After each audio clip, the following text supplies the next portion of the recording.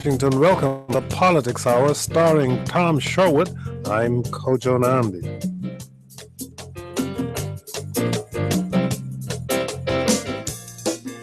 Tom Sherwood is our resident analyst. He's a reporter at NBC4 and a columnist for the current newspapers. Tom Sherwood, welcome. Good afternoon. Also joining us in studio is Kenyon McDuffie. He is a D.C. council member. He's a Democrat representing Ward 5. Council member McDuffie, thank you for joining us. Thank you for having me, Kojo. If you have questions or comments for the council member, you can start calling now, 800-433-8850, if you intend to either praise or vilify him. We'd rather vilify, obviously, but 800-433-8850. You can also go to our website, kojoshow.org, watch the live video stream of this broadcast there. Tom Sherwood, in Fairfax County, the police department, which has been noted for its lack of transparency, has completed its investigation into the death of a mentally ill inmate who died earlier this year after being hit several times with a stun gun. Natasha McKenna died and was hit with that stun gun, even though at the time she was handcuffed. Now the report that has been issued indicates that there are still no charges that have been filed, but the case file is now in the hands of the county prosecutor. Even though the report has been filed, the sheriff there, Sheriff Kincaid, refused to be interviewed for from the WMU 88.5 story that we did. And, you know, it's just that we don't seem to know much about what happens in Fairfax County after police have been involved in an incident like this. You know, we should always know whatever happens. If someone dies in police custody or sheriff's custody or any kind of government custody, there should be clear and direct information about what happens, whether it's in jail cell or prison or county police station or wherever. This is whatever the merits of Fairfax County's police and sheriff's department may be, this is a textbook case of how not to respond to a media that's looking to tell the public more about what has happened and what those institutions themselves should say. It's just kind of disturbing that given all the negative publicity about police and police activities these days, you would think people would go out of their way to show the very transparency that you say doesn't exist. You're an attorney, Kenyon McDuffie. I don't know how you feel about this, but tell me. Not only am I an attorney, Kojo, but I'm a former prosecutor, as well as a former trial attorney in the Department of Justice, where I investigated pattern and practice investigation for law enforcement. And so transparency, I think, should be the highest priority for law enforcement around the country, particularly in light of what we've seen around the country in Ferguson, Missouri, and right up the road in Baltimore. And so when you talk about the need to build better relationships between the police and the communities in which they police, it's important to make sure that you're as transparent as possible to the extent you don't compromise an investigation. You know, some people are saying the public safety people, the officers in particular, those sworn officers, have a very difficult job. That they are confronted with people who act irrationally, that people aggressively challenge their authority to enforce the various laws. And that's a problem. But others say that is the very reason that the police officers and the sheriff's deputies are trained so that they de-escalate rather than escalate issues. You hit the nail on the head. I tell you, one of the most basic things that we would have to do when we went around the country to investigate police departments, where we brought in police practices experts, was to look at their policies and procedures, to see what they trained and how they trained, particularly around de-escalation, the use of force, which are very hot topics around the country right now. And so you are absolutely right, Tom. The police officers, and I don't want to diminish what they do, they have one of the toughest jobs that I've ever seen, and really I've done on ride-alongs and I've witnessed what they've had to encounter. So I don't want to diminish that. However, as you said, they are trained to be able to de-escalate and to confront the public and be able to respond to whoever they encounter in their duties. It would seem like it would be in their own interest to do that, particularly given that there are cell phones and cameras everywhere. Even they should do it because it's the right thing to do, but just don't put yourself in a bind where you get angry at someone, you overreact, and then you're on videotape, then you're on the national news, and then you're suspended with pay, and then you lose your job. It just seems to me that it's in their own interest to respond. You know, Chief Lanier put out something like a 6 or 7 page regulation to the officers about what people can do in terms of videotaping officers doing their jobs. They can't interfere with the officers, but they have every right to stand and videotape. We all have to keep in mind that these officers make split-second decisions That's true. when they confront things in the public that we often don't see in our jobs. However, that's why training is so important. They've got to train, they've got to retrain. And I know NPD does a good job of that. And there's some things that other law enforcement departments around the country should be doing as well, which is why it's so important that we have the Department of Justice and guidance coming down for how people might improve relations between the community and the police. We'll see what the Fairfax County prosecutor does, but Natasha McKenna was in handcuffs and was hit 4 times with a stun gun. Tom Sherwood, any likelihood at all that the District of Columbia will not be receiving the $30 or $40 million for the DC Tuition Assistant Grant Program, which provides money for students who attend college outside of the city, as much as $10,000 a year? The Senate bill and the House bill differ by about $10 million. Both of them are still a little under what President Obama requested for the fiscal year, and Congresswoman Norton has in the past expressed some concern, but it seems to me that this is going to pass. Well, people should know this is a program that started 16 years ago, the Tuition Assistance Program, because we don't have the kind of state higher education system that states have, just given their size. You can, if you are a legal resident of the District of Columbia, get up to $10,000 a year to offset state tuitions in any state in the country. And it's been a boon to many parents and their children. Big time. And it's been in place for 16 years. However, in this year's effort to renew it for another year, the House has only suggested, the president suggested something like 40 million. The House suggested 20 million. The Senate has suggested 30 million. So it's got to, we won't know the answer to what the number is going to be until this fall when and if they ever get to budget reconciliation and actually get the job done. But any citizen of the city should hope that this program continues, because it's one more way of parents of modest means can get their children into college. Not a lot of people in the city oppose this program. No, not a lot of people oppose the program. In fact, I don't know if I've encountered a person who opposes the program. And I would love to hear the explanation. It is a very positive program. We're sending a lot of kids, more kids to school utilizing the tuition assistance grants, and it's got to be one of the most frustrating things, not only as an elected official, but as a parent with kids not yet college age, but to have a nephew who's used it and others who use it frequently to have to go back and forth a year on Congress on a program that actually works. I think people get it confused with the voucher system in the public schools, and that's where it's confused whether we should give vouchers for charter schools. Tell you what, a lot of people will oppose a minimum wage of $15 an hour. That's what's going to be on next year's ballot in the District of Columbia after city officials released a ruling Wednesday opposing that voter initiative. Of course, this is a movement that's taking place all across the country in places like San Francisco, Los Angeles, and a panel in New York, state panel, approved raising the hourly rate for $15 for fast food workers.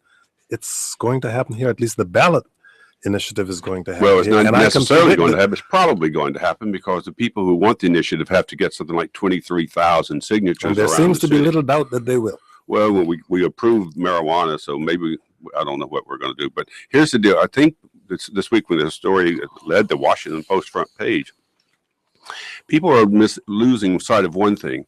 The initiative would not immediately make the minimum wage $15. True. It would rise to $15 in the year 2020, which is like 4.5 years away from now.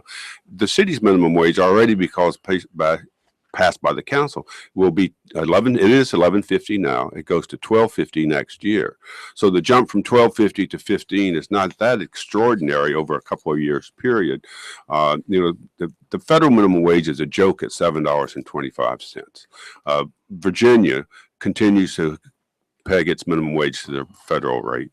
Maryland, Prince George, and Montgomery have raised theirs, I think, to $10.10 or going up to $11.50, I believe. So there is a move across the country to pay people. Income disparity is terrible in this country. Even across the political spectrum, people agree income disparity is terrible in the country.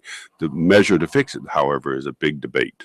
And Councilmember McDuffie, I am sure you will be hearing from members of our business community that raising the minimum wage to $15 an hour will threaten the very existence of their businesses. How are you going to deal with Sure. No, I look forward to talking to members of our business community. We've been engaged with them over the last couple of years, particularly when we voted to raise our minimum wage here in the district. Just one thing, Tom, our minimum wage actually went up to $10.50 in July, and it's going up to $11.50 next year. Next year. I've given people $1 an hour a raise. But just bear in mind, I thought it was 12. This is How important. generous of you. Bear in mind that we're talking about approximately $20,000 per year with our minimum wage here in the city. And we've got an area median income that's closer to $110,000 per year. And while we have one of the highest minimum wages in the region, and in the country, quite frankly, it's still a long way from providing the kind of income that individuals and families need to be able to take care of themselves and their families. And so we really need to focus on that. I think we did a great job of raising our minimum wage and being out in front of that issue, but it still leaves a lot to be desired when you think about how much it costs to live housing in the afford District of housing Columbia. in the District of Columbia. Well, we could. Some business people will tell us that if you raise our operating costs, we'll have to cut back. In the wait staff, for example, people will go to iPad ordering, not have a waiter come to your table. So you can eliminate jobs, and it'll make it harder for people small businesses to turn a profit. I mean, it's definitely a concern. I mean, we've heard similar concerns when we were voting to raise the minimum wage last year. And I understand the concerns that the small business community have, but we've got to also understand that we want to keep those servers that you mentioned and those other folks who are on the lower end of the socioeconomic totem pole. We want to keep them here in the District of Columbia. We want to make sure that they can live in the same place where they work. We don't want to push people out to the fringes. We've done enough of that already, and so it's going to be important to make sure that the income that people make here allows them to be able to live in a way that they can afford our skyrocketing housing. Our guest is Kenyon McDuffie. He's a DC council member representing Ward 5. If you have questions or comments for him, you can send us a tweet at Kojo Show. Go to our website, kojoshow.org. Watch the live video stream and ask a question or comment. Call 800-433-8850 or send email to kojo@wamu.org. One last point before I hope we move on to public safety issues. The Congressional Budget Office has opined that the federal minimum wage would be right if it were set at $10.10 an hour, not $7.25 an hour. On to public safety, as I have been instructed. The district has seen a spike in violent crime in recent weeks and months. Homicides are up, including that horrific July 4th stabbing and beating that killed an American University graduate on the Metro. You chair the Judiciary Committee, Councilmember McDuffie. The DC Council aims to try to address the crime spike with legislation that you co-sponsored. What were some of the measures introduced focused on addressing crime? Sure. So one of the measures that we passed at the council by emergency vote a couple of weeks ago that was sent down by Mayor Bowser was to address what we're seeing with the synthetic drugs throughout the city. We've really seen an uptick in overdoses throughout the city where it's really causing quite significant problems in our communities. We work with Mayor Bowser, Attorney General Carl Racine, and others in the public safety cluster to introduce this emergency legislation. And what it does is it allows us to go after the business owners and let them know that the penalties associated with selling these types of drugs or possessing these types of drugs is going to be much more significant than it had been in the past. We're talking about closing the businesses for first offense up to 96 hours and getting a $10,000 fine. And for subsequent offenses, going up to 30 days of possible closure of the business, as well as a $20,000 fine. So we want to hit them in their pockets. We want to get these drugs off the street. And I'm still working with the chief on ways we can do that. And so my committee is looking for additional measures to try to address that issue. We've also done some things on introductions around problems that we've seen with some of the ATVs. I will say that all-terrain vehicles and dirt bikes on the streets. What's the problem with those? Well, it's really, this is more of a quality of life problem, I think, Kojo. We've seen some incidences where it's turned into crimes with respect to these folks on these dirt bikes actually injuring pedestrians. My concern is that these aren't young kids who want to ride dirt bikes off-road somewhere. These are adults. These are men. In many cases, who are riding in packs of 50 and 100 dirt bikes, and they're intimidating pedestrians, they're intimidating people in other cars, and really is a significant issue that we want to get a handle on. We're working with MPD, and part of the problem has been the no chase policy, and so officers can't chase these vehicles when they see them. I actually support that policy, and it's a really controversial policy, but I support the chief on this because I think it endangers the public if officers start to chase these folks who are on these. There are vehicles. patterns of when these bikes and ATVs show up, but the worst quality of life is when you lose your life to a homicide. And the homicides this year are up 20%. I do know that there are periodic ebbs and flows of homicides, but we are significantly up from what we've had in the past. It's not all synthetic drugs.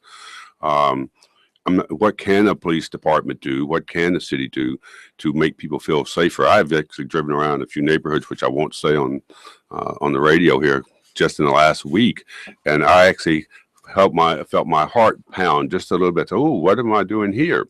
And I was surprised, and I just felt unsafe. And I know that people feel unsafe when we have so many homicides, even if they're personal beefs, even if they're gang related, even if they're whatever.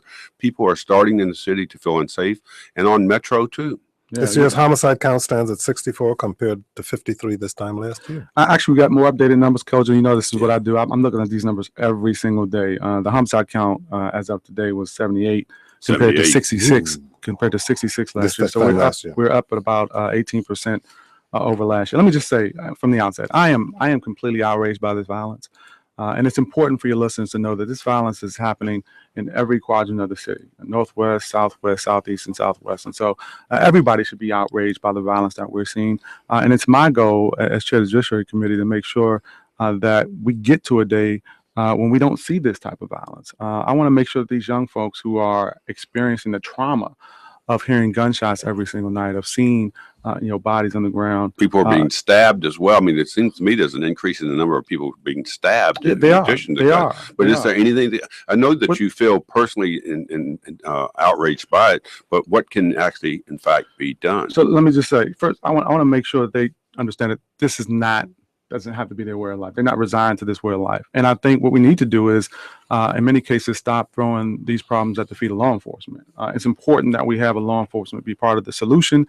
I know the chief is working really hard on this. I'm working with her. I'm working with Mayor Bowser. I'm working with our acting U.S. Attorney, Vincent Cohen, as well as our Attorney General, Carl Racine. But it's important to note that law enforcement is only a single factor of part of the solution. We've got to look more comprehensively about how we try to reduce crime and violence in the District of Columbia, and we've got to do it by bringing in other agencies. This needs to be an all hands on deck approach from government, including human services. We've heard that for at least 20. When we heard that under Tony Williams but hearing it, Tom, and doing something about it are two different things. We can educate our way and give people opportunities for jobs. I mean, what would that mean? Would that mean to do more of an aggressive reach to do adult education and employment? That's so part people of it. get jobs? Part of it is really trying. I guess what Tom is listening for are specific. Well, let me tell you this. Part of the solution is not dependent on government to try to figure out all the answers without including the people themselves. One thing I hear more than anything else when I go into these communities, which I do quite frequently, is that they're tired of people talking at them about what they want them to do. We want you to turn your life around. We want you to do this, but we're not giving them the tools they need to be successful. Adult education is one thing. Look, our schools are great facilities. We put so much money, billions of dollars into our schools over the years, but yet we're closing them way too early. I think we need to open them up for longer periods of time and bring adults into these facilities on off hours. Summer jobs are year-round. Summer jobs are important, but we need to make sure that the training that they get is even more important than the actual 6-week job. The training that they get is the skills that they can have and take with them into the workforce. And so we need to make sure that the training isn't being spent, the money and the funds for training aren't being spent without delivering results and value for District of Columbia residents. And another thing, when I say that, it's important for government not to just talk at the folks whose behavior we're trying to seek. We need to work with what I think I'm calling them credible messengers, is what Clinton Lacey, who's at the Department of Youth Rehabilitation Services, calls them. I've been talking to Clinton. I've been talking to Deputy Mayor Brenda Donald about those credible messengers. And what I mean by that is individuals, organizations who are in the trenches every single day. They know these individuals. I went to a vigil the other day for Brian, the young man who lost his life over in Edgewood about a week ago. I read about that. And there were at least 100 people at that vigil, Kojo. And just the look on their faces, the sense of hopelessness. What I told them was, look, it starts here. And so I'm going to listen to you what you need. And So you got to have better credible messages and really engaging people who know the solutions better than we do. Got to go to the telephones. We will start now with Oscar in Northwest Washington. Oscar, you are on the air. Go ahead, please. Well, since you started with the minimum wage, I've kind of gotten into the one dealing with the crime, but I'm going to stick with my topic. I'm a business owner and own laundromats, but I can't see how you can legislate that I need to pay the people who work for me $15 an hour. Now, and mainly because of the cost and the expense that goes along with running a laundromat, that would stress my bottom line. Second thing, if you're concerned about income inequality, wouldn't it be better to focus on the fact that if you look at Washington, D.C., many jobs today do not go to the people who we're trying to help. It seems like it's an artificial caste system that doesn't allow them to get into, even the ones that are qualified, into real meaningful jobs. And the question I'd like to ask you, are you concerned about that, and what are you willing to do? Instead of legislating, because it doesn't cost you anything, that I need to pay people $15 an hour. It doesn't make sense. I'm not sure I understand what you mean about the caste system that seems to keep people from getting jobs. Be more explicit. Today, I'll be specific. If you look at jobs today, it looks like people of color are only going to get a certain type of job. And those are entry-level jobs. Even for the ones that I've spoken to who are really qualified, they say today it's almost impossible to get a meaningful, well-paying job in this city. In the District of Columbia, our caller asserts, Kenyon McDuffie, and I will say it more plainly than he has, racism is at work here. Black folks can't get decent paying jobs in the district. So I think that, the caller has some really valid concerns that I hear quite frequently. But I think part of the issue with trying to get African Americans and other minorities quality jobs here in the city and other places goes beyond just sort of this notion of racism, and it goes to, I think, more structural issues that we have to deal with education and unemployment. When you look at unemployment in the city, which is about 7%, but then you look at unemployment in wards 5, 7, and 8, which are over 8%, 11%, and 13%.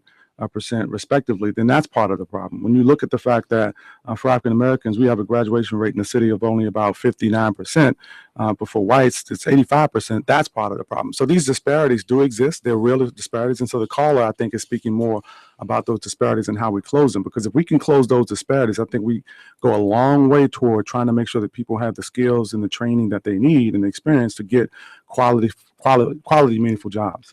I know that the city's going to have a special school for at-risk young men of color, so that'll be a good thing. But I got to ask you before you leave about housing in the city. I guess we would have 5 number one issues in the city, but number one of the issues is housing. The not just the ability of low income people, but middle income people to live in the city. We've had the Museum Square project down at 4th and K, where 300 Chinese residents there, mostly Chinese residents, trying to fight to save their place. Anita Bonds, the chairman of the housing committee, tells me that there are 40 communities in the city where they're losing their Section 8 housing, which is the federal support program, and that the rapid gentrification of the city is causing great distress to people who can't afford to move to suburbs and can't afford to stay in the city.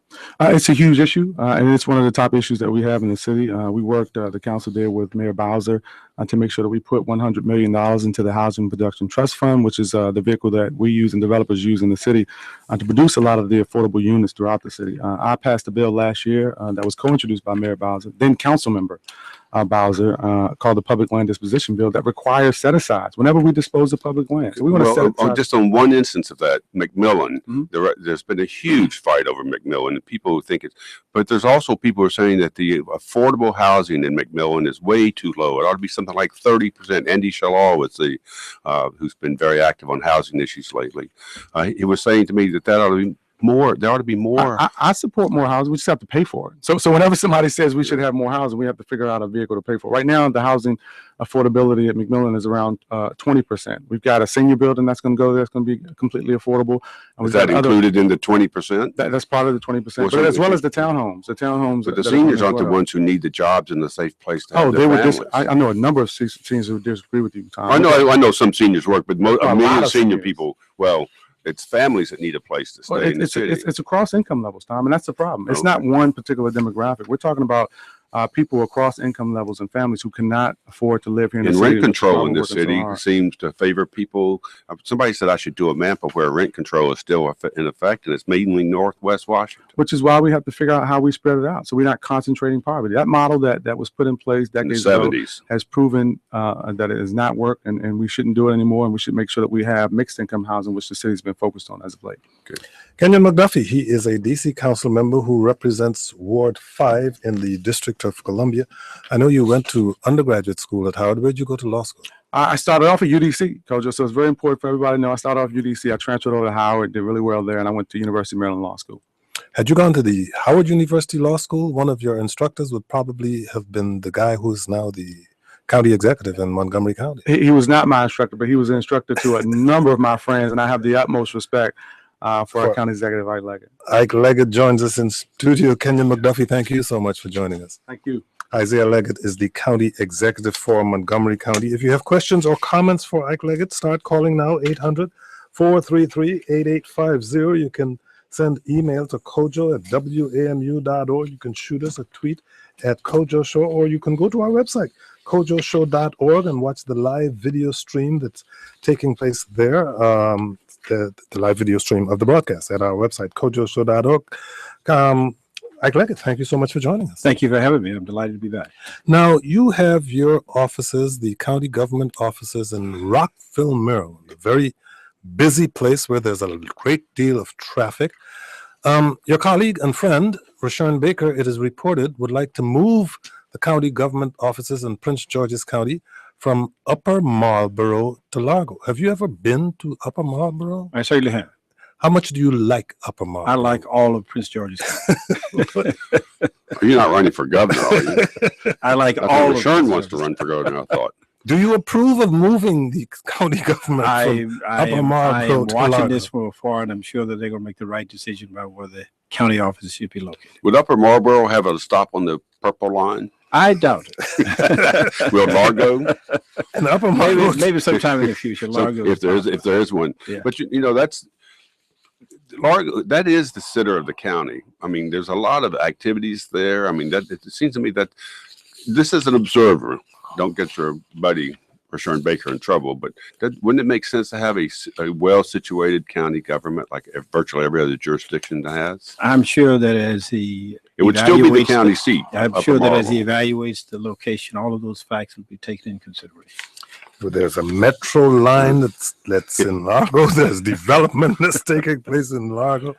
I'm not sure what's in Upper Marlboro, but if you happen to be a defender of Upper Marlboro, And lots of stuff is in Largo. But the county seat would remain in Upper Marlboro. It's been there for 300 years. Yeah, so they can stay there, even though it might become a museum town. But other stuff. Okay, let's get to Montgomery County. The Montgomery County Council passed 3 bills this week aimed at regulating taxis and curbing predatory towing. First, taxis. What were the issues? What do these bills do? Well, essentially, what we had in Montgomery County is a regulatory process that I think placed the taxi industry at a disadvantage to the new technology that is now available. When you see the Ubers, you see the Lyfts. And I think the idea was to provide a greater degree of flexibility without overburden the current regulatory scheme that we have for the taxes. And so we wanted to make the playing field a little bit more level for those who want to compete with Uber. Whether we've gone far enough in doing that, some of the taxi industry believe that we've not given them enough flexibility, enough alternatives. But there's a great deal of competition, and many believe that some of the competition is unfair because in many ways the Ubers and the Lyfts do not have the same kind of regulatory burden.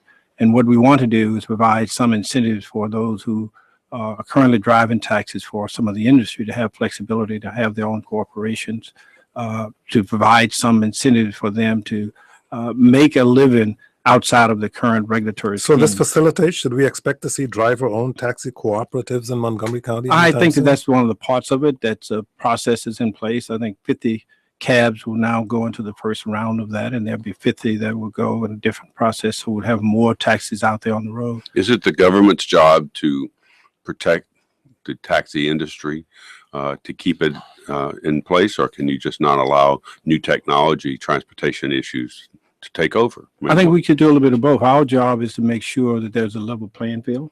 Our job is to make certain that those who are disabled, those who are seniors, and we have taxes that really cover the entire county. And we should do that in a way that still provides for competition, not burden the new technology, but not at the same time tying the hands behind the back of those in the taxi industry already.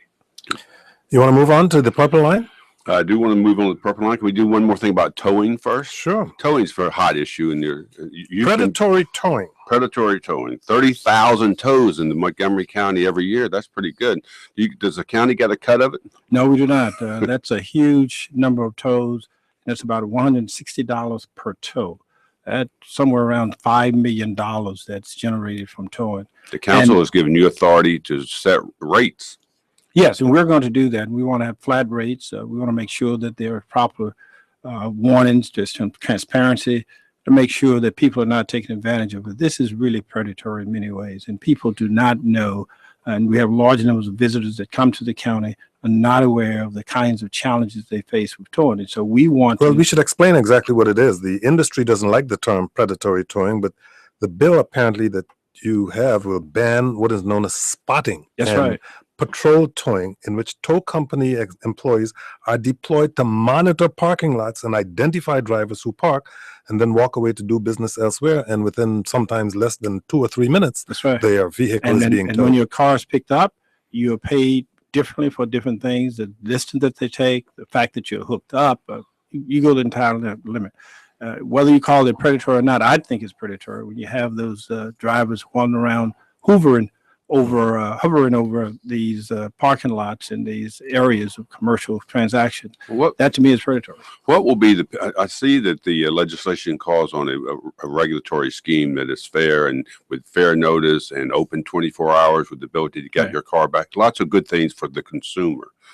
If a tow company does not follow those new rules once they're in place, well, I didn't see any penalty for the tow companies. Is there a penalty if they don't follow these rules? Well, certainly they could be denied the rights and the license to, in fact, have towing, and that we will fine them appropriately to ensure that they not, in fact, engage in those activities. Whether or not those penalties are sufficient enough, or we'll wait and see. But we believe that, given what we've described, that the tow industry will follow those rules and regulations, and we should not have a problem with them not following that. The challenge for us is to make certain that the residents, the people who are visiting Montgomery County, are aware of those rules and regulations, so to make sure that they do not become victims of it. The purple line. The Governor Hogan pulled off a hat trick of magnificent. I wish I could have seen him this week so I could tell him. He announced you can go forward with the purple line, but he essentially withdrew state funding. He cut the state funding from $700 million to $168, a $532 million cut. He said, well, if we can work it out and cut $200 million in other expenses. He said, well, if you can get the feds to still pop up the $900 million, and if you can get your county and Prince George's to add some more money, if you can cut some more things and you can reduce service before you even build the thing, you can have a purple line. It sounds to me like it's not going forward. And you've offered to put up $40 million instead of $50 million. It just seems to me several people in Maryland transportation world say it doesn't add up.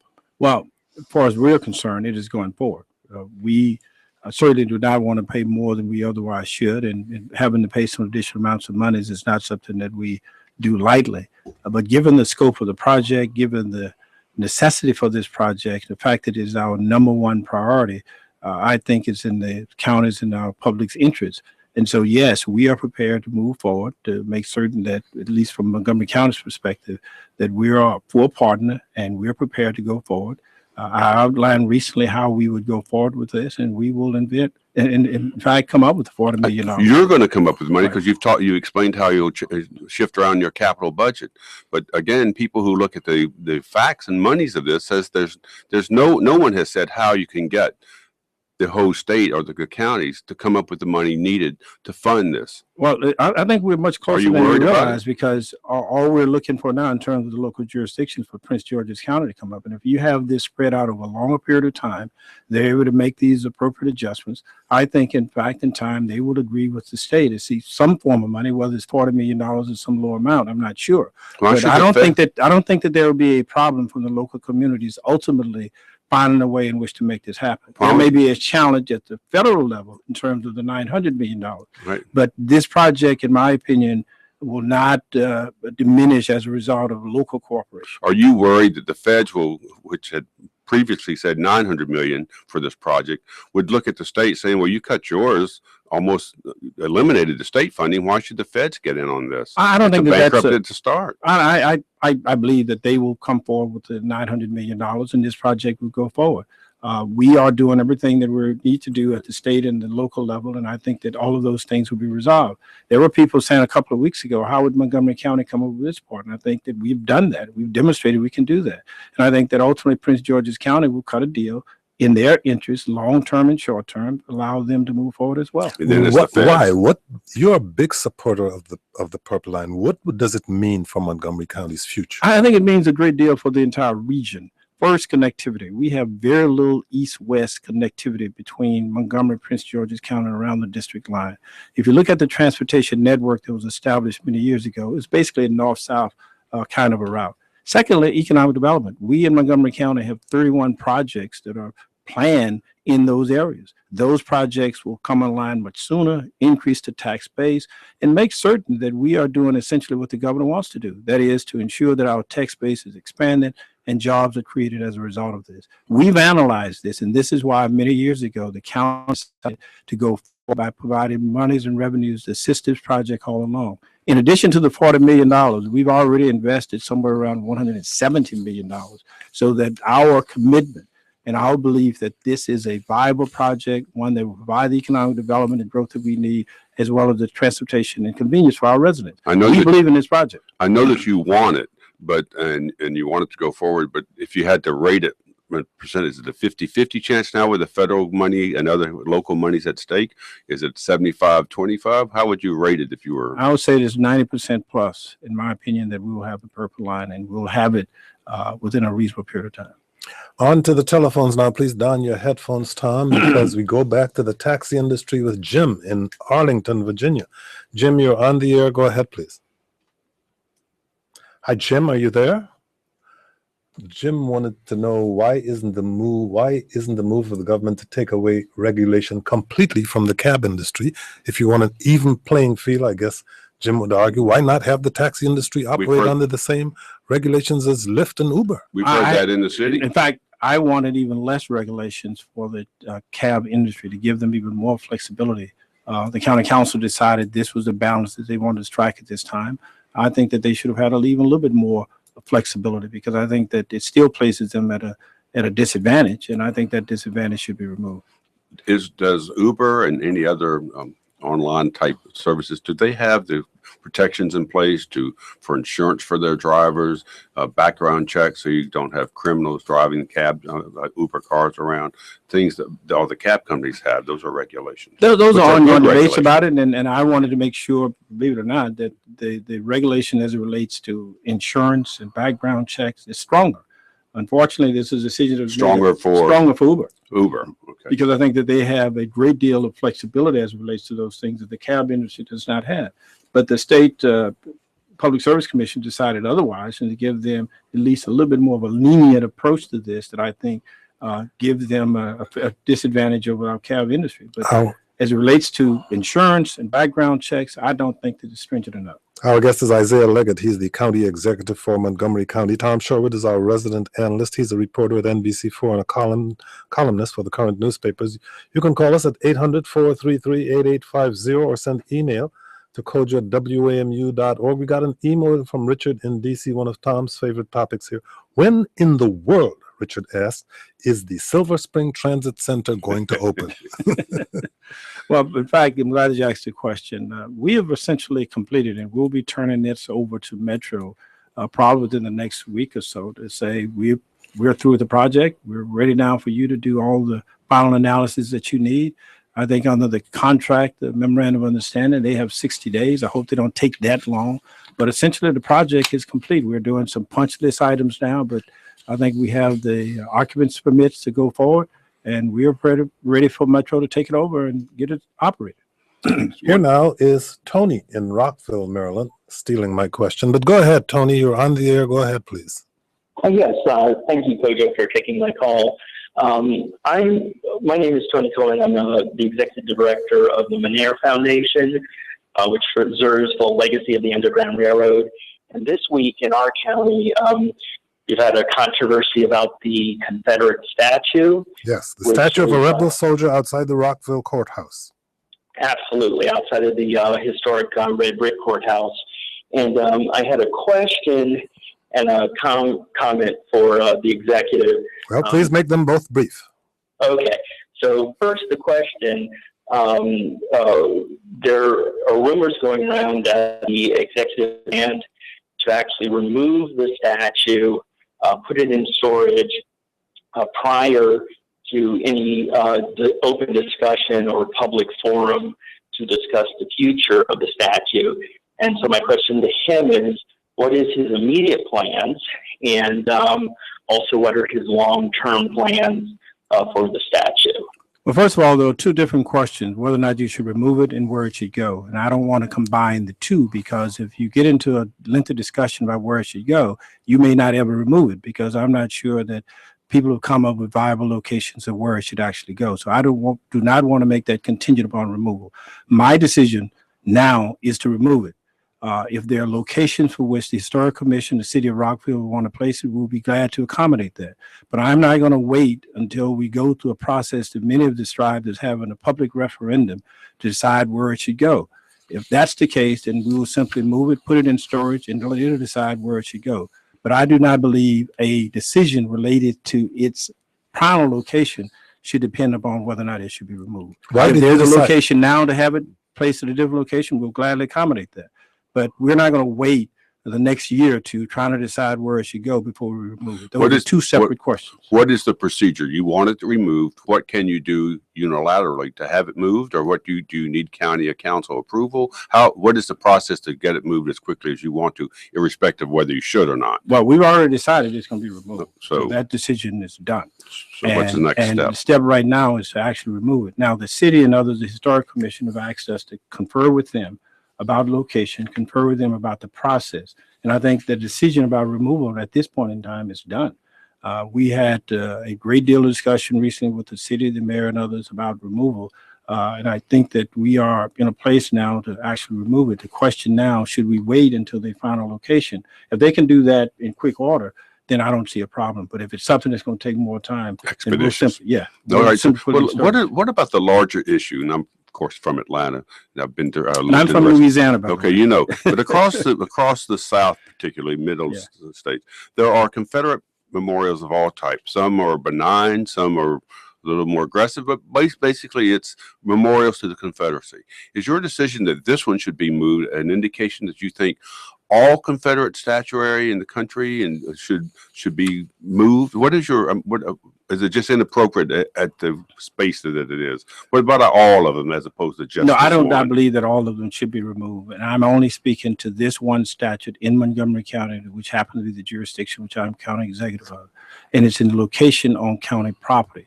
I think the statute in this location is inappropriate. But it does not mean that all statutes, all names of memorials, all schools, all highways and roads should be changed. That's a different decision. It should be made on a case-by-case basis. My decision is based on this location at this point in time, given where the statute is located and the description on it, because it's a description that basically decides, it's in honor of one side of the Confederacy. In fact, the side that Montgomery County in the state of Maryland did not support. So having it in the very seat of government on county property, I think is inappropriate. We got an email, a tweet from Tim Tutt, who said, "Thanks, County Executive, for verbal support of Don't Stand Idly By." What's that? Don't stand idly by. I guess this has to do with gun control. I'm not quite sure what they mean by that. Maybe he's referring to his decision. He wants them to move the statue before you decide where it's going. Yeah, I'm not Maybe sure. you could put it at the transit center. Yeah. There's plenty of room there. You could test the concrete street. That's right. That's right. I think they did a better job than what we did initially at the transit. So let's go to an economic issue, because we got a couple of emails about this, and including an email from Kathleen in Gaithersburg. As a resident of the Up County for the past 30 years, why has the county council well, it says county council executive, I guess they mean county executive, not supported infrastructure where 40% of the population of the county lives. Clarksburg residents pay 1.5 times the taxes of anyone else and were promised the Mid-County Highway M83 when the expansion of Clarksburg began, and now they're suffering with no roads and no economic development. Well, the county is not going to move on M83. And so it's not a question of whether or not we support infrastructure. There's no support for this individual project. And I think that that is fairly clear. No support from whom or what? From the county council and from myself. In terms of the money it would require? Yeah. Not just the money, the project is not one that people support at this point in time. And so that is not going to go forward anytime in the foreseeable future. There may be some alternatives that we are looking at, the Carter City Transitway, changes along 355 and other changes. But I don't see any support at all for M83. Can I go to a political question on Sure. politics, Howard?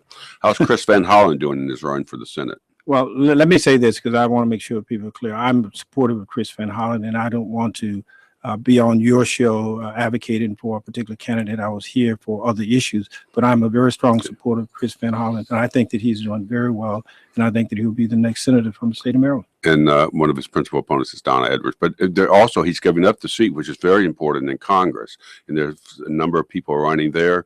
Have you made any public declaration or a private declaration of who you support in the 8th Maryland district? No, I have not. And there are some very, very strong candidates in there. You have Jamie Raskin, Kumar Barve, you have Catherine Matthews, and a number of others who are all in this race. I think will make it very strong. Anasol Gutierrez. There's a very strong list of candidates that I think ultimately will be served very well. What does the county need in a candidate? Well, I think we need someone who continues the legacy of what we've had in Chris Van Hollen, someone who's accessible, someone who's knowledgeable, someone who maintains and ensures that we continue on progressive values, and someone who's willing and able to really take on a county that has a large number of very active residents, a highly educated community, and one that expects a great deal of time and effort from their representatives. Do they need a record of that? Do they need a record of that activism? Maybe not necessarily a record per se, but at least the inclination and the ability, a demonstrated ability to do so. Whether or not you've actually been in politics or not, it's not a prerequisite for it. Here is Roberta in Silver Spring, Maryland. Roberta, you're on the air. Go ahead, please. Thanks for taking my call. I want to talk about the county's energy tax, which provides $100 million or more a year in unrestricted revenue for the county by taxing every kilowatt hour in thermos gas that's used by business property owners and residential property owners. I understand it was a quick fix when the economy went bad in 2008, and it was supposed to be sunset by 2013. Now it just seems to be in place for good. I think it happens to be unfair for people who are older or live in energy inefficient houses and can't afford to upgrade all their utilities. And so, Mr. Leggett, I'm wondering, when are you going to sunset it for good? I will not sunset it. In fact, I never proposed that it sunset. It was something that the county council decided to do against my advice. It did sunset, but it actually was renewed again. And I think it was renewed again because of the following. The county actually needed the resources, and the seniors that you talked about are the beneficiaries of the resources that we provide in a variety of other ways for the county. If we did not have the energy tax, we would have to have a higher property tax, which would hit people in a much more difficult way because you have no choice with the property tax. At least with the energy tax, you can adjust your thermometer, you can do a number of things to avoid the increase of that tax. In addition to that, a larger number of players pay for the energy tax. The federal government that does not pay taxes in the state of Maryland, they pay the energy tax. A large number of associations that pay. So it's a tax that is broad. It has less of an impact on individual residents as opposed to the property tax. So if you want the services and the programs we provide, many of which go to seniors, you're going to have to either do it by an increase of the energy tax or an increase of the property tax. To me, the energy tax is a better one.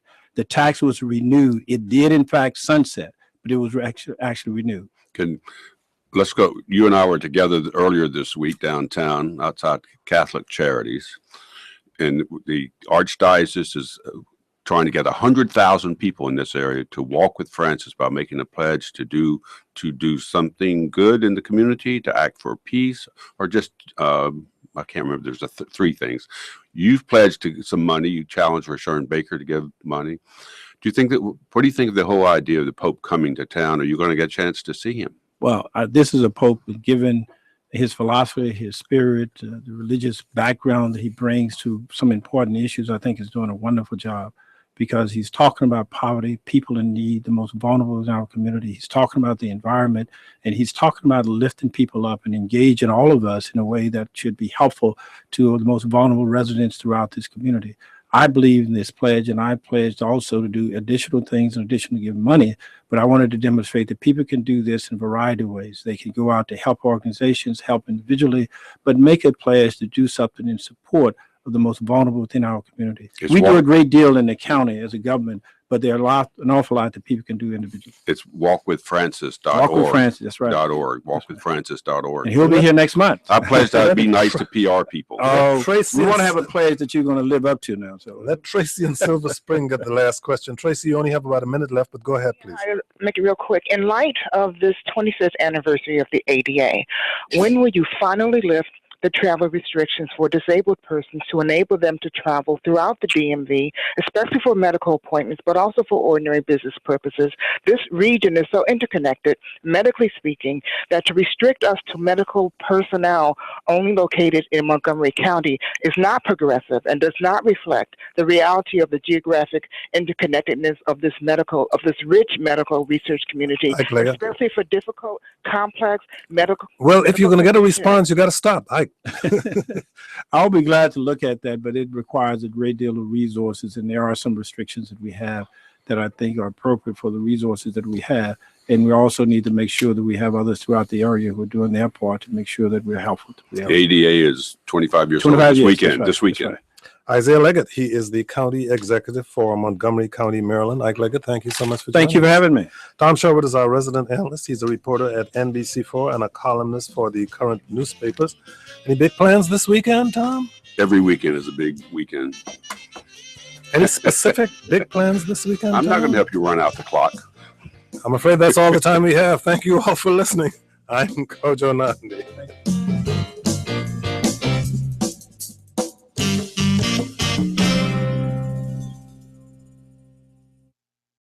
Coming up Monday on the Kojo Nandi show, sex ed in schools, why a growing body of research says teaching safe relationships and consent should begin long before college. Then at 1, African Americans and the atomic bomb, the little-known story of Black opposition to nuclear weapons and the surprising links to anti-colonial and freedom struggles. The Kojo Nandi show, noon till 2 Monday on WAMU 88.5 and streaming at kojoshow.org.